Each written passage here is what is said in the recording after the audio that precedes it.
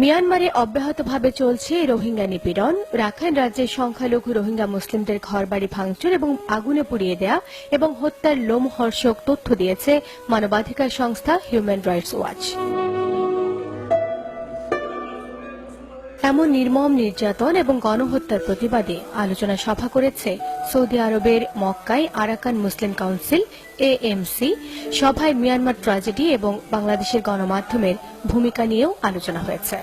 বুড়া বুড়া মাসুম ভাই সকল পয়েন্টরে লইয়ার আছে অইলে মাথা হলাদের মায়ে পয়েন্টরে জুলুম করার দে ইন্দিলা জুলুম আর হতামা রোহিঙ্গা জুমান আমরা জানাও দিই ইন ঘরের দে ইন্দিলা জুলুম করার। বর্মা থেকে বলতেছি, বর্মা কোনো হত্যা বন্ধ করতে হবে।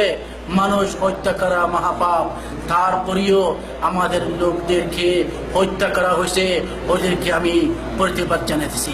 1300 পর্যন্ত মানুষকে জেল দেওয়া হয়েছে, 1100-এর উপর মানুষ আহত হয়েছে এবং 600 পর্যন্ত দোকান ব্যবসা বাণিজ্য লুটপাট করা হয়েছে এবং 300-এরও বেশি আমাদের নারীকে নির্যাতন, শোষণ, রেপ করা হয়েছে। রোহিঙ্গারে মদত করে, রোহিঙ্গারে জায়গা দিয়ে, রোহিঙ্গার হার দুঃখদ মাঝে সাথ দিতে বাংলাদেশ যেদিন বিভিন্ন মানবাধিকার সংস্থা থেকে শুরু করে সবাই বলছে মায়ানমারে যা হচ্ছে তা সম্পূর্ণ মানবাধিকার লঙ্ঘন।